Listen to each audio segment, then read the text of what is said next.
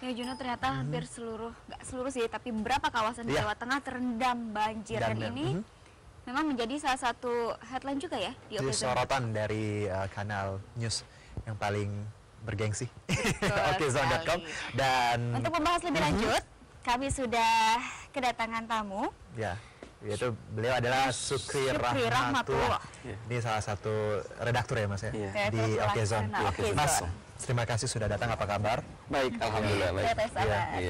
Nggak kehujanan tadi Mas? Alhamdulillah ini nggak aman daripada hari kemarin ya. Oke, Mas, kalau kita ngomongin ini hujan dan banjir Mas ya, ini banjir ini di beberapa wilayah. Nah, ini apa karena faktor alam atau memang ada kerusakan lingkungan Mas?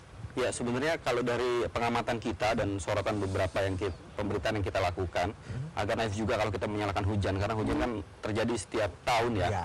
Bahkan setiap musim hujan kita selalu mengalaminya. Hanya saja yang dalam sorotan kita masih banyak alam yang tidak diurusi dengan baik, dalam arti bahwa saat ini pembangunan yang ada di Indonesia ini, terutama di daerah-daerah perkotaan, itu tidak lagi memikirkan soal resapan air. Resapan, sehingga kemudian seperti Jakarta ya Mas? Seperti Jakarta salah contohnya. Jakarta itu 15 tahun yang lalu daerah serapan air masih 28%. 28%. Tapi sekarang itu sisanya hanya 6,6%. Begitu cepat daerah resapan termakan oleh bangunan-bangunan 15 tahun. Bagaimana nanti anak cucu kita ke depan lebih resapan lebih kecil lagi, dan ini banjir saya pikir kalau tidak ditanggulangi dengan baik, itu akan semakin besar setiap tahunnya. Nah, memang tapi kan akhir-akhir ini khususnya di ibu kota ya, di Jakarta ini sudah mulai ada beberapa taman kota. Apakah itu cukup membantu ya Mas? Ya, saya pikir harus dibikin sebuah master plan yang cukup ya dari pemerintah kita. Karena selama ini kan yang ada adalah pemerintah hanya melakukan penanggulangan dan penanggulangan, tidak melakukan pencegahan sejak dini. Misalkan kalau misalkan kita dengar isu di koran-koran ada moratorium TKI, ada moratorium PNS ya, yang terbaru ya. Kenapa tidak kita bikin misalkan moratorium pembangunan? Laju infrastruktur di Jakarta itu untuk sementara dihentikan dulu, sambil kita mengkaji master plan apakah sudah tepat atau tidak pembangunan di Jakarta. Jangan kemudian kita asal membangun tapi daerah resapan tidak dipikirkan. Itu justru menjadi bencana di kemudian hari. Selain resapan ya, gaya hidup masyarakat ibu kota dan rata-rata masyarakat Indonesia sendiri juga masih belum disiplin ya Mas, belum sadar akan lingkungan. Sampah. Itu kan juga salah satu penyebab faktor utama terjadinya banjir. Itu gimana ya Mas? Ya, itu juga menjadi ada beberapa masalah dalam banjir. Yang pertama adalah drainase, saluran air yang menuju kepada sungai dan kemudian ke laut itu juga terhambat di tengah perjalanan. Banyak sampah yang menghambat air untuk menuju ke sungai. Sebenarnya kalau misalkan drainase itu lancar, itu juga bisa sedikit banyak mengurangi daripada genangan air yang ada di Jakarta. Patut dicatat bahwa 244 genangan air yang terjadi di Jakarta sampai saat ini belum semuanya tertanggulangi dengan baik. Pertama drainase, yang kemudian yang kedua adalah saluran drainase itu yang tidak terlalu cukup untuk menampung debit air. Nah, itu juga menjadi kendala utama. Makanya saya bilang tadi di awal bahwa sebenarnya kendala utama kita adalah bagaimana memperhatikan drainase, resapan air, agar debit air juga bisa tertanggulangi dengan baik.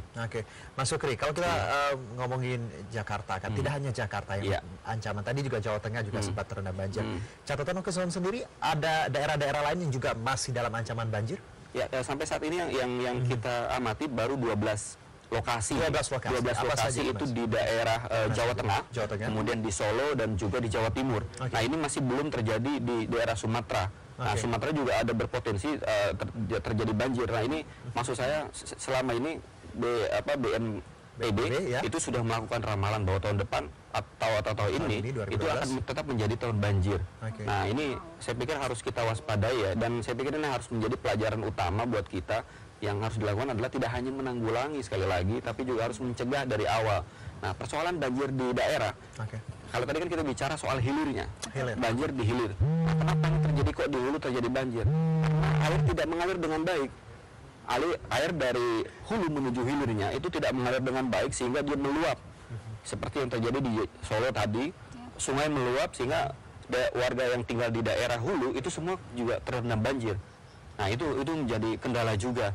Seharusnya kan di hilirnya ketika aliran sungai seperti saya bilang tadi berjalan dengan baik, ketika hilirnya sudah aman, hulunya juga pasti akan aman. Banjir kan masih menjadi Isu hangat. hangat ya, apalagi di Januari katanya yang paling parah ya, puncaknya untuk banjir. Nah, buat pembaca Okezone sendiri apakah banyak yang mengakses ini, Mas? Iya, ini sangat banyak. Ini karena menjadi perhatian, karena kan pembaca Okezone rata-rata di kota-kota besar ya. Meskipun di daerah juga kita banyak pembaca kita di Jakarta yang juga menyoroti kenapa kok setiap tahun misalkan terutama Jakarta ya, PR utamanya selalu banjir. Kenapa banjir? Kenapa kita tidak pernah mendengar ketika masuk ke Desember, Januari, Februari, Maret tidak ada pembicaraan, tidak ada berita banjir. Kita rindu akan itu, kita rindu tidak ada berita itu.